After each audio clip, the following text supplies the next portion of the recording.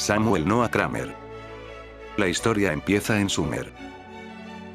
Es decir, que se trata de la primera civilización del mundo, y no de una simple cultura, como tantas hay escalonadas a lo largo de nuestra inmensa prehistoria, sino el resultado de todas estas culturas en progreso, su fruto más perfecto, la civilización, plena y auténtica, con la riqueza de vida, la perfección y la complejidad que implica.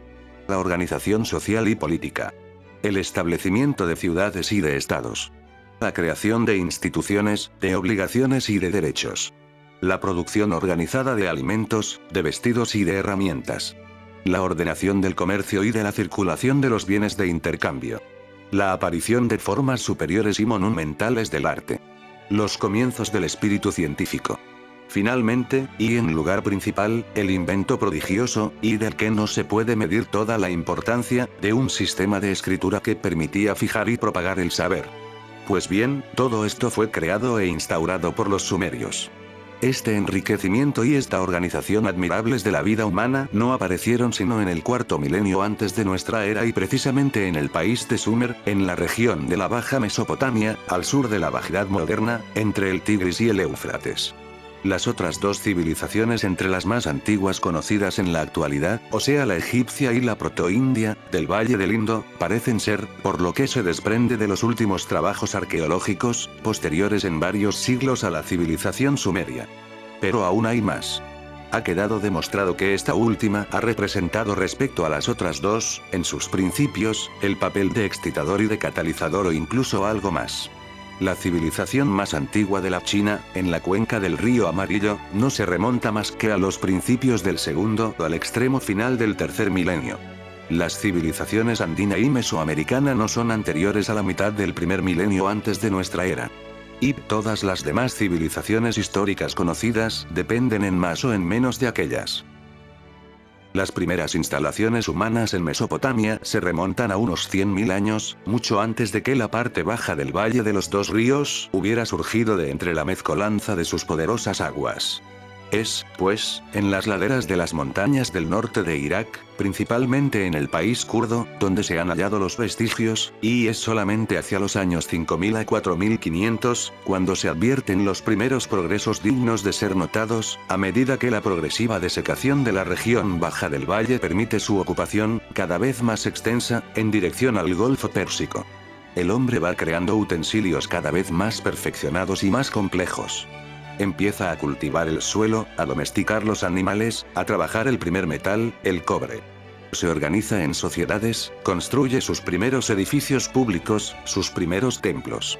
Y su sensibilidad artística se expresa y se traduce en una incomparable cerámica pintada, tan hermosa que no se sabe qué admirar más, si la elegancia de las formas, la imaginación, prodigiosamente rica, de la decoración, o la seguridad del trazo y del gusto de los artistas. Hacia el año 3500 antes de nuestra era, y sobre este vastísimo fondo de cultura antigua, común a todo el Próximo Oriente, en el sur de la Mesopotamia, y en las orillas del Golfo Pérsico, surgen, de golpe, según parece, los sumerios. ¿Quiénes eran los sumerios? ¿De dónde venían? ¿Cómo llegaron? Esta civilización sumeria, la primera y más antigua del mundo, desarrollada en el curso de una larga historia y transmitida a los babilonios y a los asirios y, por intermedio de ellos, al mundo helenístico, precursor inmediato del nuestro, la han podido reconstruir los asiriólogos y sumerólogos, a menudo hasta en sus detalles más concretos y más inesperados. Hay que hacer hincapié en el hecho de que este libro no haya sido escrito, como sucede demasiado a menudo con síntesis de este género, por un ensayista cualquiera, por un periodista, por un autor que, aun siendo culto y hasta erudito, hubiera trabajado de segunda mano con un material leído y descifrado por otros. Samuel Noah Kramer es uno de los sumerólogos más competentes y más célebres del mundo.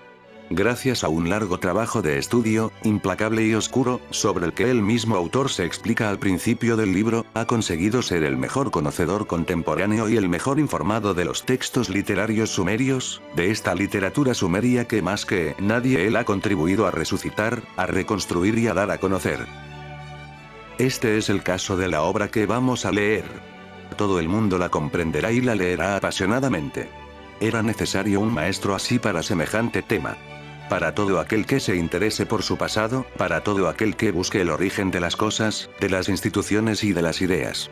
Para aquel que quiera averiguar esa explicación genética que solo puede dar la historia. Para aquel que no considera la civilización y sus riquezas como un encadenamiento de milagros, sino como un continuo, como una especie de río, cuyas fuentes una vez exploradas permiten una mejor percepción de la naturaleza, no hay actualmente ningún descubrimiento tan grande como el de los sumerios, no hay tema más digno de atención y de estudio que su civilización. Y es que, verdaderamente, la historia empieza en Sumer. No solamente la historia de los mayores progresos materiales e intelectuales del hombre, sino, más concretamente aún, de su civilización, que es su síntesis orgánica, y, para ser más precisos, de esta civilización occidental que nos han transmitido los griegos y los cristianos y que se ha extendido por toda la tierra.